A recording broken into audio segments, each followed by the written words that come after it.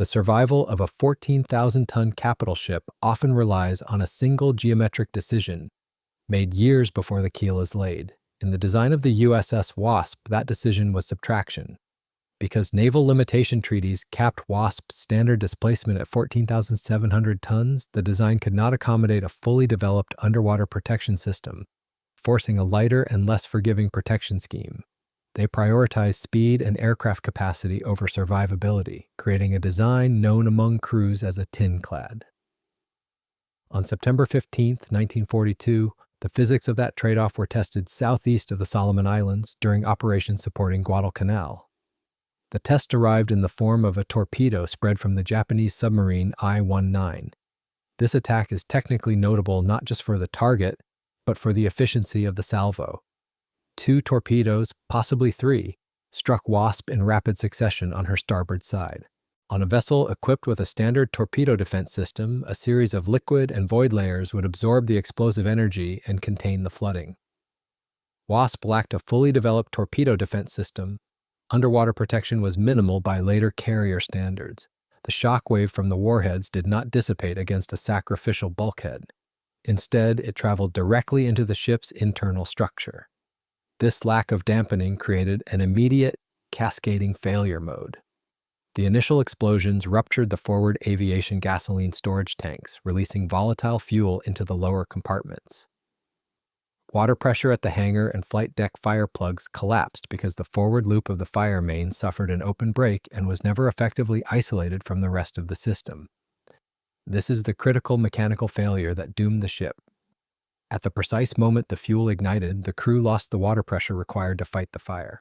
The damage control teams were not defeated by a lack of discipline, but by a lack of hydraulic pressure. The engineering causality was absolute. Without water, the fire boundaries could not be held. The fire spread to the magazines and the ready ammunition stores. Secondary explosions began to ripple through the forward section, effectively gutting the ship from the inside out. The commanding officer ordered the abandonment not because of the list or the flooding, but because the thermal limits of the hull were being exceeded. The ship was turning into a blast furnace. Approximately 35 minutes after the first impact, the order was given. The evacuation was orderly and successful for the vast majority of the crew, a testament to procedural discipline under extreme thermal stress. However, the ship itself refused to sink immediately. This is a common paradox in naval salvage history. A vessel can be burned out and operationally destroyed, yet remain buoyant. To eliminate the hazard and prevent capture, the destroyer USS Lansdowne was ordered to scuttle the carrier. It took additional torpedoes to finally breach the remaining buoyancy of the hull. Wasp slipped beneath the surface, leaving behind a smoke plume and a death toll reported differently by sources, often cited around 193 killed, while an official U.S. Navy release reports 176 killed as a result of the attack. The loss of Wasp validated the pre-war concerns regarding treaty-limited displacement.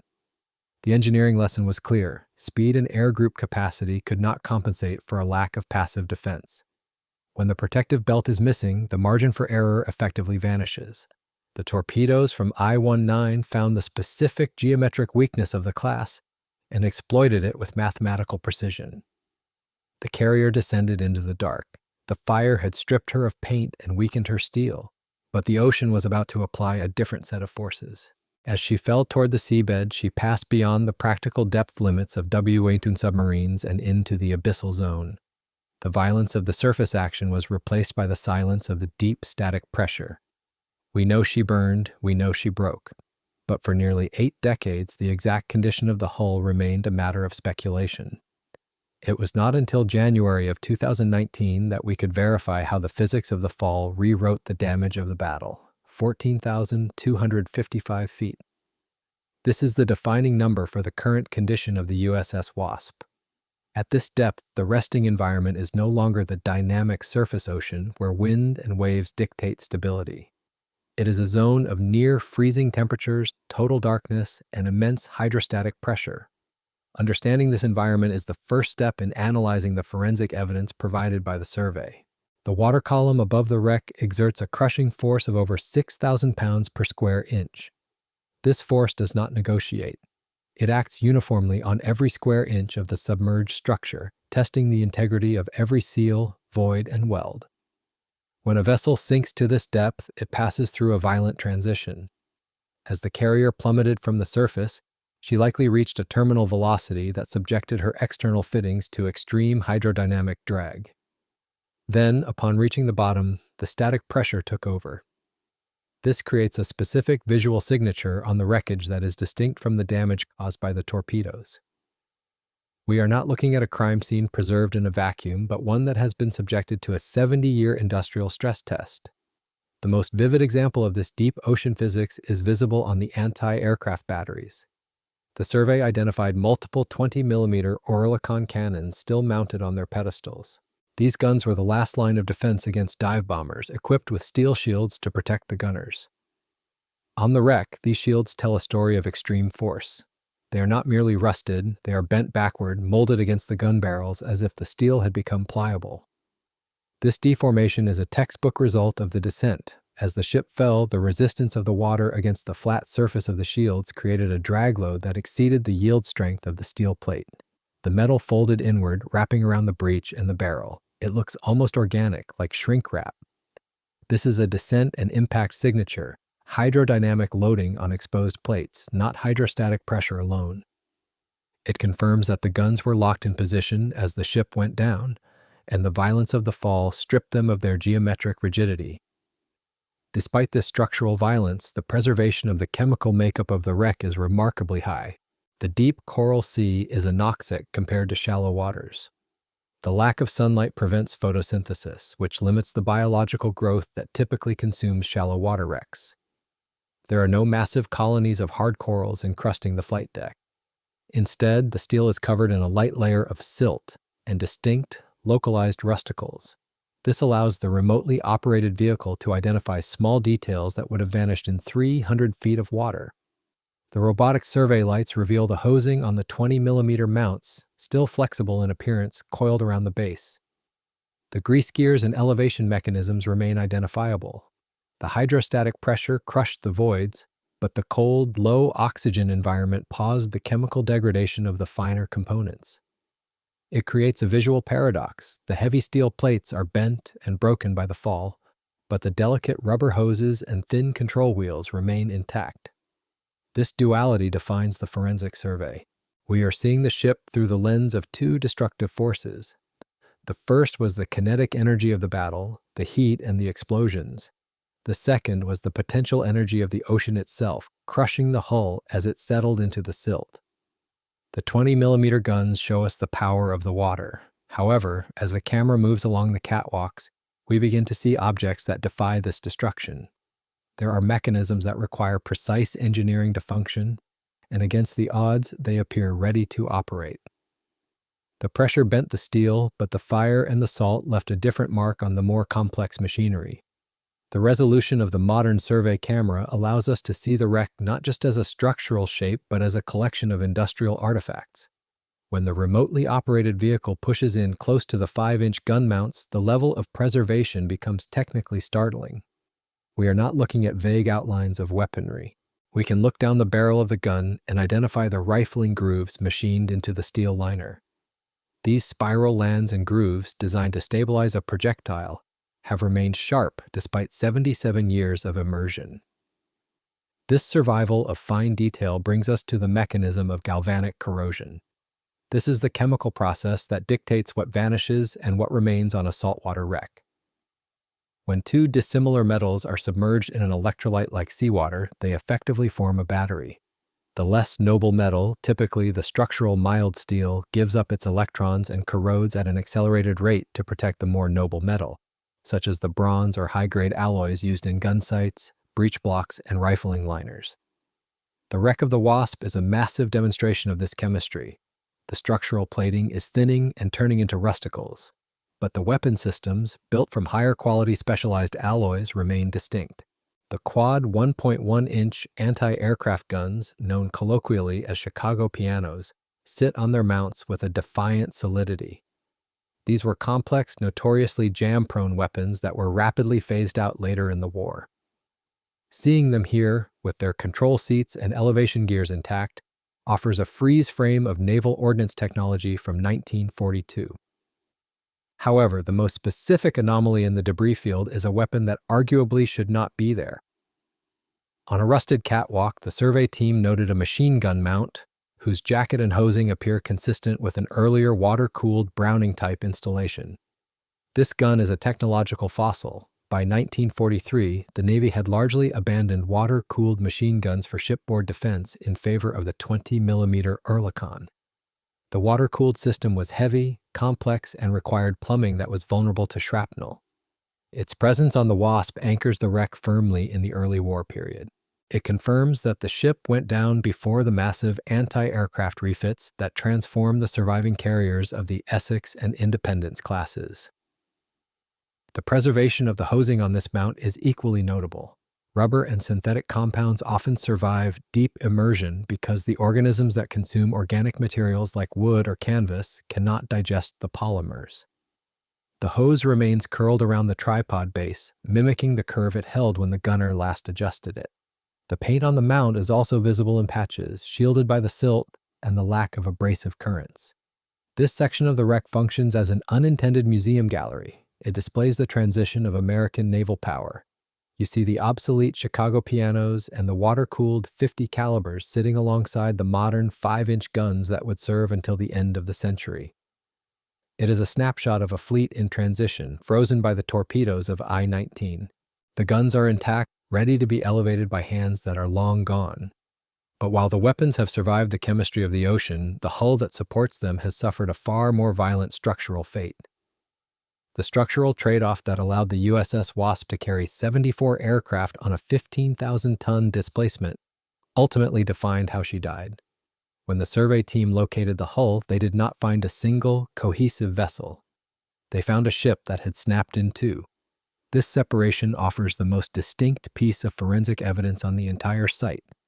It is not the jagged, chaotic tearing of metal often seen when a ship impacts the bottom at high speed. Instead, the break is transverse and remarkably straight. To the untrained eye, the separation looks almost industrial. It appears as if the hull had been sectioned by a cutting torch or a laser. This clean-cut appearance is a direct legacy of her construction standards. As a treaty carrier, the Wasp was built with light scantlings. The internal frames were spaced to save weight, and the plating was thinner than that of her successors. There was less redundant steel to arrest a propagating crack. When the structural failure initiated, it traveled through the hull girders with minimal resistance. To understand why this break occurred, we must apply the physics of fire to the metallurgy of the ship. The aviation fuel fires burned with extreme intensity for hours before the vessel sank. This heat acted as an unintended annealing process. It altered the crystalline lattice of the steel, softening the metal and reducing its tensile strength. The ship was no longer a rigid box girder, it was a structure compromised by thermal stress. When the torpedoes from the destroyer Lansdowne finally scuttled her, the Wasp lost buoyancy and began her descent. The hydrodynamic forces acted on the bow and stern, creating a massive bending moment. On a battleship with a heavy armor belt, the hull might have held together. On the Wasp, the heat-softened, lightweight steel simply reached its yield point and sheared. The clean line of the break is the physical receipt for the decision to prioritize speed over structural mass. The evidence of this thermal trauma is still visible on the surviving sections of the hull. The survey imagery reveals distinct burn scars on the bridge structure and the upper plating. In a typical shipwreck scenario, corrosion creates a uniform layer of rust. However, the fire on the Wasp was hot enough to burn away the lead-based paint and oxidize the surface of the steel before it ever submerged. This created a different chemical baseline for the corrosion process that followed. These scarred areas appear darker and rougher than the surrounding metal. We are seeing the thermal footprint of the gasoline explosion, preserved by the deep ocean environment. It distinguishes the damage caused by the enemy action from the damage caused by the environment. The fire weakened the spine and the ocean finished the job. The current geometry of the wreck reflects this violent separation. The forward section sits upright, buried deeply in the silt, while the aft section rests at a severe angle, twisted away from the center line. The flight deck, once a continuous plane, is severed. You can look directly into the hangar deck through the rupture, viewing a cross-section of the carrier that was never meant to be exposed. It is a chaotic topography of twisted walkways and collapsed bulkheads. The ship is broken, the result of a specific engineering trade-off pushed past its limit. The hull confirms the structural failure. But the story of the sinking is not just about the steel that stayed together. It is about the machines that fell away during the descent. Scattered in the silt around the broken spine are the remnants of the air group, and they tell the final part of the operational history. The final phase of the forensic survey moves away from the concentration of the main hull and into the mathematics of the debris field. When a carrier suffers a catastrophic internal failure, it ejects a cloud of material that creates a specific footprint on the seabed. This is governed by the concept of debris field geometry. Heavy, hydrodynamic objects like engines or aircraft fall almost vertically, landing close to the hull. Lighter, high-drag items like torn plating or deck furniture drift further down current, creating a debris fan that points back to the point of failure. Mapping this scatter field was a primary objective of the 2019 expedition. The sonar data revealed a constellation of targets surrounding the broken spine of the Wasp. Among the twisted metal and unrecognizable fragments, the survey team identified the unmistakable shapes of TBF Avenger torpedo bombers. These aircraft were likely spotted on the flight deck or parked in the hangar when the ship was abandoned. As the carrier listed and eventually broke, these machines slid into the open ocean. The condition of these aircraft offers a stark contrast to the violence of the hull break. While the carrier itself was torn apart by torque and fire, the Avengers appear relatively intact, though damaged by the impact with the bottom. They rest in the silt, their wings often still attached, their canopies shattered, but their fuselages recognizable. They provide a scale reference for the destruction, small aluminum machines resting in the shadow of the 14,000-ton steel wreck. The most striking detail on these aircraft is not their structural shape, but the preservation of their surface markings. On one Avenger, the remotely operated vehicle zoomed in on the propeller hub. The camera revealed distinct bands of color painted on the blade tips. You can clearly see the progression from black to yellow to red. These warning stripes, applied by a mechanic in 1942, have survived nearly 8 decades of immersion. This survival is due to the specific interaction between the aluminum of the aircraft and the chemistry of the deep ocean. Unlike the iron-rich steel of the hull, which feeds the formation of rusticles, the aluminum skin of the aircraft forms a thin oxide layer that resists further degradation in the low-oxygen environment. The paint, bonded to this stable surface, does not flake away as easily as it does on the corroding steel of the ship. It remains vivid, a splash of industrial color in a monochromatic landscape. The identification of these aircraft and the mapping of the debris field marked the completion of the survey's technical objectives. The expedition successfully verified the identity of the wreck, documented the lethal damage to the hull, and characterized the resting state of the site. In the world of deep ocean survey, this constitutes a successful mission. The goal was never recovery. The depth of 14,000 feet and the scale of the wreckage make any salvage operation technically infeasible. The success lies in the digital capture of the site, converting a set of coordinates into a verified historical record. We now have a complete picture of the loss. We understand the treaty limitations that weaken the hull. We have seen the pressure damage to the guns and the fire damage to the steel. The survey has answered the engineering questions regarding the sinking. However, amidst the tons of scattered steel and aluminum, the camera located one final object that shifts the context from a technical investigation to a memorial service. It is small, isolated, and entirely human in its implication. The final operational constraint of the mission was not defined by the battery life of the robot or the length of the fiber optic tether. It was defined by a legal and ethical boundary that is as rigid as the steel of the hull. The wreck of the USS Wasp is designated as a war grave. This status imposes a strict set of engagement rules on the survey team. The objective is to observe, document, and map, but never to disturb. The remotely operated vehicle may approach the wreckage to within inches of the steel, but it is forbidden from making contact or retrieving artifacts. The physics of the deep ocean may preserve the site, but the law ensures it remains inviolate. This boundary becomes visibly relevant when the camera encounters the most distinct human artifact on the entire site. Resting on a section of rusted grating, isolated from the chaotic piles of twisted metal, lies a standard-issue U.S. Navy helmet. It sits upside down, settled into the silt that has accumulated on the mesh, It is not damaged. It is not crushed. It simply rests there, a static object that likely fell from a sailor's head or was discarded during the urgency of the abandonment. The presence of this helmet serves as the physical anchor for the casualty data. 193 men were lost during the attack and the subsequent fires. In the context of the Second World War, where casualty counts often ran into the thousands, this number might seem statistically low. However, in the context of a forensic survey, it transforms the wreckage from a geological feature into a protected site. The helmet is not salvage, it is a headstone. The decision to leave it exactly as found is not just a matter of respect, but a requirement of the Sunken Military Craft Act. The completion of the survey in 2019 marked the end of the investigation into the loss of the Wasp. The mission achieved its technical definition of success. The team successfully located the hull, verified the identity of the vessel, and captured high-resolution imagery of the failure points. We now possess a verified digital record of the site. We have confirmed the clean-cut structural failure caused by the treaty-era design choices. We have documented the pressure damage to the anti-aircraft batteries and the preservation of the aircraft paint. The evidence has been gathered, and the questions regarding her final condition have been answered. This data allows us to close the ledger on the engineering history of the ship. The Wasp was a vessel born of compromise. She was built light to stay legal, sacrificing armor for speed and air power. When the torpedoes struck, that compromise dictated the sequence of events. The lack of protection allowed the shockwave to kill the fire mains. The light framing allowed the hull to snap under thermal stress. Yet, despite these fatal flaws, the crew maintained discipline, and the ship remained afloat long enough to save the vast majority of her complement.